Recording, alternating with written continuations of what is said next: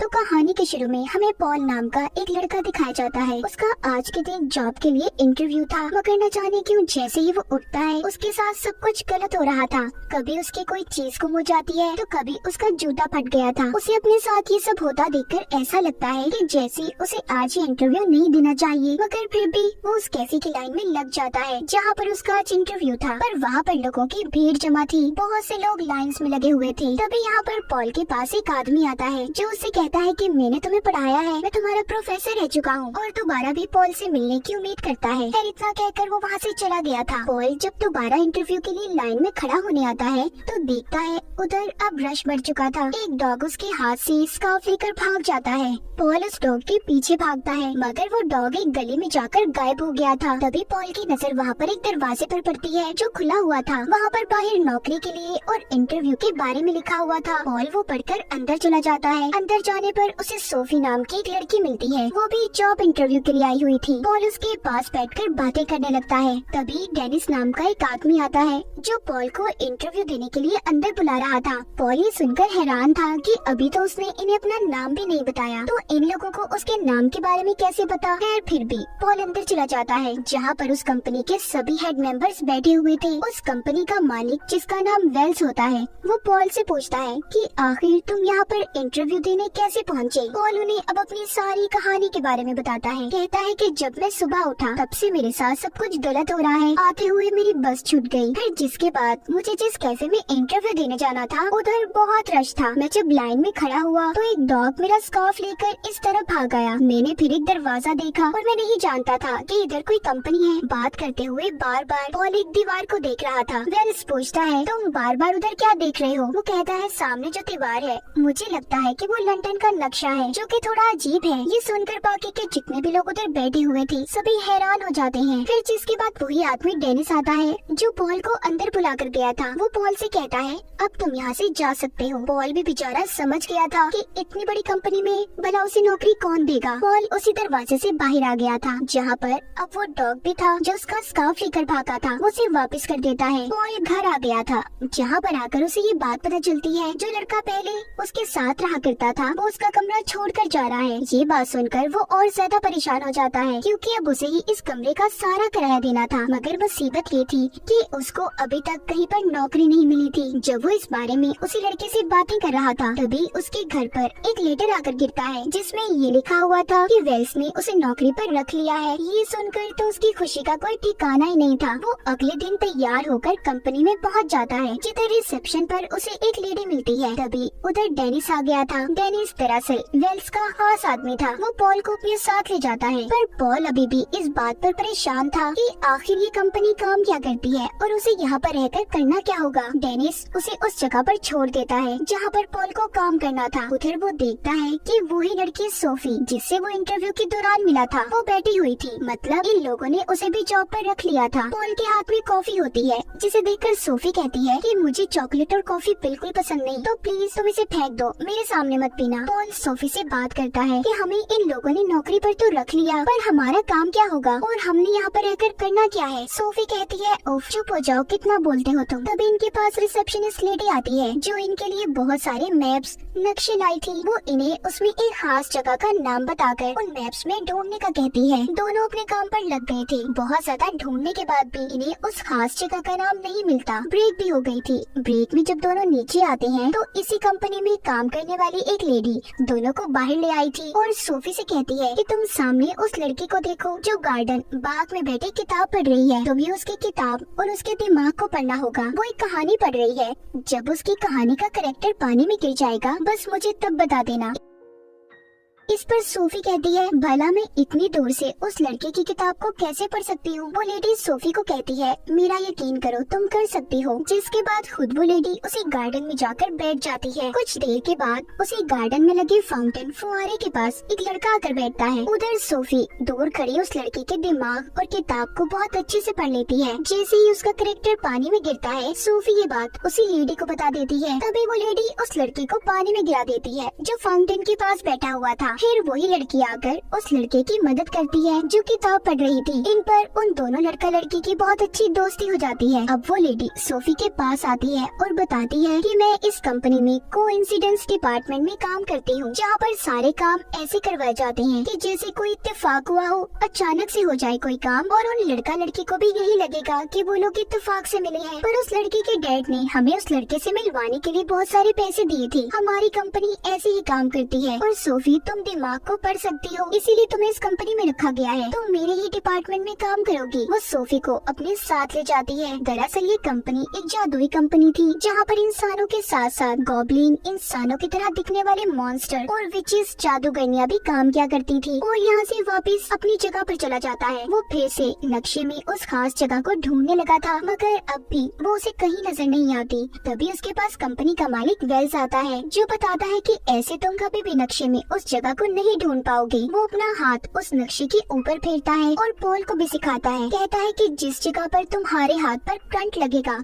वही वो खास जगह होगी जिससे तुम्हें पता चल जाएगा। जिसके बाद वो पॉल को अपने साथ ले जाता है। पॉल वेल्स से पूछता है कि आखिर आपकी कंपनी काम क्या करती है। वो बताता है हमारी कंपनी लोगों की फीलिंग्स, एहसासात को बदलने का काम करती है, जैसे किसी इंसान को प्यार करवाना या किसी का डाइवोर्स, तलाक करवा देनी, ये सब कुछ। वो पॉल को अपने ऑफिस में ले जाता है और कहता है पॉल, क्या तुम जानते हो तुम्हारे अंदर एक खासियत है, तुम छुपे हुई चीजों को तलाश कर सकते हो जो चीजें एक आम इंसान नहीं देख सकता। तुम्हारी आंखें उन्हें ढूंढ सकती हैं। तुम्हारे मॉम डैड को तुम पर फख्र होगा। और ये बात मैंने तुम्हारे अंदर तब देखी जब पहली बार तुम इंटरव्यू देने के लिए आए थे। तुमने उस दीवार पर नक्शा ढूंढा था। तभी उधर डेनिस आ जाता है जो वेल्स से कहता है नहीं, पॉल ऐसा नहीं कर सकता, उसके डैड तो बिल्कुल भी उससे प्यार नहीं करते थे। ये सुनकर वेल्स कहता है नहीं, इस बात से इन चीजों पर कोई फर्क नहीं पड़ता। मेरे डैड भी मुझसे नफरत करते थे। उन्होंने मुझसे एक कॉन्ट्रैक्ट पर साइन करवाई कि अगर मैंने उन्हें धोखा दिया तो वो मेरी सोल, आत्मा को कैद कर देंगे। पर अब मेरे डैड इस दुनिया में नहीं है तो मैं अब फ्री हूँ। वेल्स यहीं पर पॉल को एक पोर्टेबल डोर ढूंढने का कहता है जो इस मूवी का नाम भी है। वो बताता है कि वो बहुत खास है, वो एक जादुई दरवाजा है जिससे हम कहीं पर किसी भी जगह पर जा सकते हैं और तुम इसलिए यहाँ पर हो ताकि तुम उस दरवाजे को ढूंढ सको। मैं उस पोर्टेबल डोर को नहीं ढूंढ सकता जो इसी बिल्डिंग में छुपा है, मगर इस बारे में किसी को कभी कुछ मत बताना। पॉल अब उस दरवाजे को बिल्डिंग में हर जगह पर ढूंढने लगता है। तभी उसके पास इसी कंपनी की एक लेडी आती है जो असल में विच, जादूगरनी थी। उसके बाल हवा में उड़ रहे थे। वो पॉल से आकर पूछती है कि तुम्हें वेल्स ने कुछ ढूंढने का कहा है, मगर जैसे कि वेल्स ने कहा था इस बारे में किसी को कुछ मत बताना, तो पॉल उसे कुछ नहीं बताता और चला जाता है। वो जब रात को अपने घर पर सो रहा था तो उसके पास वेल्स की कंपनी का ही एक आदमी आता है। वो भी यही पूछ रहा था कि वेल्स ने तुम्हें क्या ढूंढने का कहा है, जो पॉल उसे भी बताने से इनकार कर देता है। तो इस वजह से वो आदमी पॉल के पाँव को तोड़ देता है और उसके कान लंबे लंबे कर देता है। तभी पॉल उससे कहता है कि प्लीज ऐसा नहीं करो, अच्छा मैं बताता हूँ, मुझे एक डोर, दरवाजा ढूंढना है। ये सुनकर वो आदमी चला गया था। पॉल की आंख खुलती है, उधर कोई भी नहीं था। उसे लगता है कि शायद वो सिर्फ उसका एक सपना था, मगर वो आदमी हकीकत में पॉल के पास आया था। अगले दिन पॉल दोबारा से कंपनी में जाकर उसी पोर्टेबल डोर को ढूंढने लगता है। वो उस दरवाजे को ढूंढते ढूंढते कंपनी की बेसमेंट में आ गया था। तभी उसके पीछे डेनिस भी आ जाता है जो उससे कहता है कि तुम यहाँ पर क्या कर रहे हो, यहाँ से चले जाओ और आइंदा यहाँ पर कभी मत आना। उधर दूसरी तरफ सोफी भी कोइंसिडेंस डिपार्टमेंट में काम कर रही थी। वो लोगों को इत्तेफाक से मिलवाया करती थी, मगर अब उसे अपने अंदर कुछ बदलाव महसूस होते हैं। उसे ऐसा लग रहा था कि जैसे उसके दिलो दिमाग को कोई कंट्रोल कर रहा हो, इसीलिए वो अब इस नौकरी को छोड़ना चाहती थी। वो इस डिपार्टमेंट की हेड से इसी सिलसिले में बात करती है, जिस पर वो लेडी कहती है कि तुम इस तरह इस जॉब को छोड़कर नहीं जा सकती क्योंकि तुमने कॉन्ट्रैक्ट पेपर पर साइन किए हैं। तभी वहाँ पर पॉल आ जाता है जो उससे कहता है कि चलो मेरे साथ। सोफी उसके सामने चॉकलेट खाती है। पॉल पूछता है कि कल तक तो तुम बिल्कुल भी इन चीजों को पसंद नहीं करती थी, आज क्या हो गया तुम्हें। वो उसे अपने साथ एक बार में ले जाता है जहाँ पर वो उसे बताती है कि पता नहीं मुझे क्या हो गया है, जो चीजें मुझे कभी पसंद नहीं थी वो मुझे अच्छी लगने लगी है। ये सब सुनकर पॉल कहता है ओ फिक्र नहीं करो, ऐसा अक्सर हो जाता है। सोफी कहती है तुम आजकल वेल्स के साथ काम कर रहे हो ना, मैंने सुना है, मेरी हेड मुझे बता रही थी कि एक दिन उसने अपने डैड को कहीं पर गायब कर दिया था, जिसके बाद आज तक वेल्स के डैड का कुछ पता न चल सका, तो जरा उनसे संभल कर रहना। मुझे लगता है कि डेनिस और वेल्स मिलकर कंपनी में कुछ करना चाहते हैं। अगले दिन रोज की तरह पॉल कंपनी में जाकर उसी पोर्टेबल डोर को ढूंढने लग जाता है। वो उसी बेसमेंट में वापस आ गया था जहाँ पर उसे डेनिस ने आने से मना किया था। वो डोर दरवाजे को ढूंढता ढूंढता एक दीवार के पास पहुँचता है जहाँ पर उसे कुछ अलग ही महसूस हो रहा था। उसे अपनी ताकतों से पता चल जाता है कि वो कोई दीवार नहीं बल्कि किसी जगह का रास्ता है। पॉल जब उसके अंदर जाता है तो वो एक जादूगर का कमरा था जहाँ पर कुछ अजीब चीजें पड़ी हुई थी। वहाँ पर उसे एक बड़ा सा स्टेपलर भी पड़ा दिखाई देता है। जब वो उसे हाथ लगाता है तो उसे अपनी ताकत, अपनी पावर से पता चलता है कि वो एक गॉब्लिन था। पॉल अपनी ताकत का इस्तेमाल करके उस पोर्टेबल डोर को भी ढूंढ लेता है जो उसे वेल्स ने ढूंढने के लिए कहा था। अब वो उस पोर्टेबल डोर जादुई दरवाजे की मदद से वापस कंपनी में आ जाता है। वो दरवाजा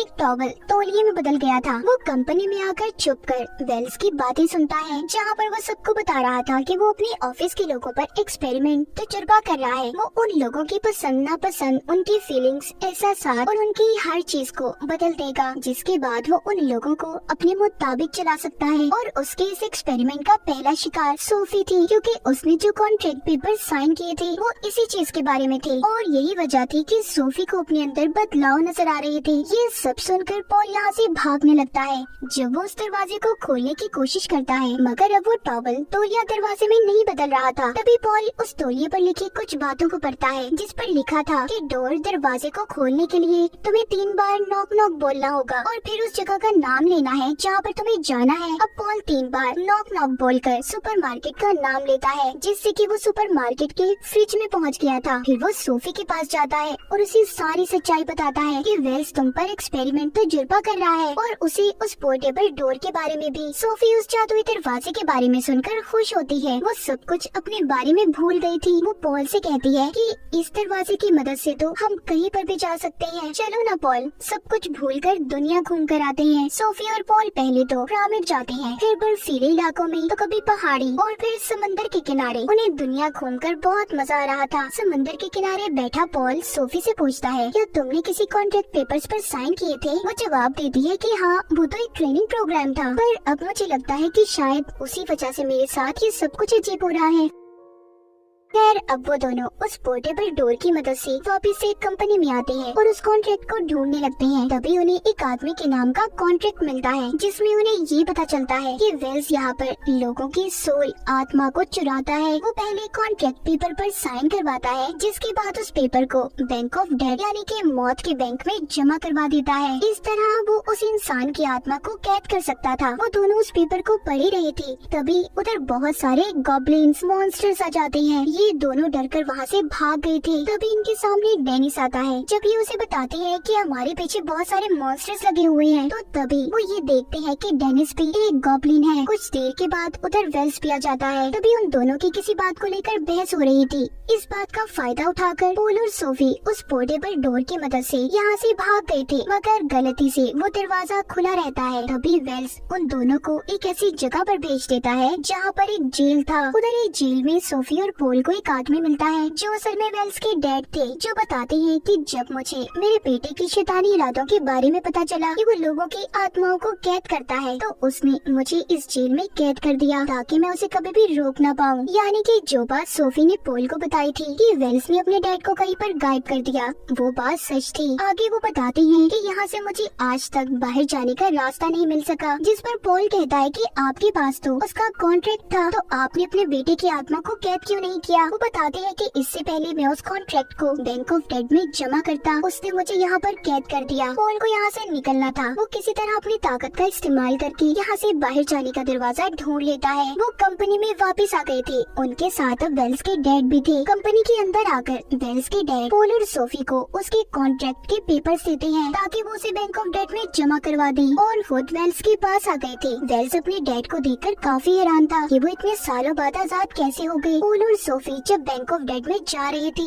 तो तभी उन पर बहुत सारे गॉब्लिन मॉन्स्टर्स हमला कर देते हैं। वेल्स की डैड जल्दी से रिसेप्शनिस्ट लेडी से स्टेपलर लाने का कहते हैं। दरअसल ये वही स्टेपलर था जो पॉल ने जादू करके कमरे में देखा था। वो कमरा किसी और का नहीं बल्कि वेल्स का ही था। वेल्स की डैड जब उस रिसेप्शनिस्ट लेडी को वो स्टेपलर हवा में उड़ाने का कहते हैं। जैसे ही वो ऐसा करती है, वेल्स की डैड अपने जादू से उस स्टेपलर में कैद गॉब्लिन को आजाद कर देते हैं, जो सभी गॉब्लिन्स का लीडर था। वो वहाँ पर सभी अपने साथियों को पॉल और सोफी से दूर जाने का कहता है। असल में गॉब्लिन्स का लीडर रिसेप्शनिस्ट लेडी का हस्बैंड था। डेनिस इन दोनों का बेटा था, मतलब कि वो भी गॉब्लिन ही था। दूसरी तरफ वेल्स अपनी ताकतों से अपने डैड को कैद कर लेता है। तभी वहाँ पर कंपनी के बाकी लोग भी आ गए थे, जो वेल्स को समझा रहे थे कि ऐसा मत करो, मगर वो यहाँ पर पॉल से कहता है कि अगर तुमने मेरे कॉन्ट्रैक्ट को वापस ना किया तो मैं सोफी को मार दूंगा। पॉल क्योंकि सोफी से प्यार करता था, वो उसकी जान बचाने के लिए वेल्स को वो कॉन्ट्रैक्ट के पेपर्स देने ही वाला था। तभी सोफी इशारों से पॉल से बात करती है, कहती है कि जेल से आने का कोई दरवाजा नहीं था पॉल, तुमने अपनी पावर्स ताकत का इस्तेमाल करके आने के दरवाजे को बनाया और अब भी तुम अपनी ताकत इस्तेमाल करके दरवाजा बना सकते हो। तभी पॉल सोफी की बात मानकर अपनी ताकत का इस्तेमाल करता है। उसने वहाँ पर बहुत से दरवाजे बना लिए थे। तभी वो बैंक ऑफ डेड के दरवाजे को ढूंढकर उसमें चला जाता है और वहाँ की रिसेप्शनिस्ट लेडी को वेल्स का कॉन्ट्रैक्ट जमा करवा देता है। ऐसा करते ही वेल्स की सारी ताकतें खत्म हो गई थी। उसके डैड उसे उसी जगह पर कैद कर देते हैं जहाँ पर वेल्स ने अपने डैड को कैद किया था। पॉल बैंक ऑफ डेड से वापस आ गया था। सोफी देखकर उसे गले लगा लेती है। वो बहुत खुश थी कि उसने उसकी जान को बचाया। वो सोफी को उसका कॉन्ट्रैक्ट वापस करता है। वेल्स के डैड ने अपनी कंपनी में दोबारा अपनी सीट ले ली थी। वो पॉल और सोफी को भी अब अपनी कंपनी में रख लेते हैं और एक ऊंची पोस्ट देते हैं। पॉल सोफी से पूछता है, क्या तुम मुझे पसंद करती हो? सोफी ने भी हाँ में जवाब दिया था और इसी हैप्पी एंडिंग को दिखाते हुए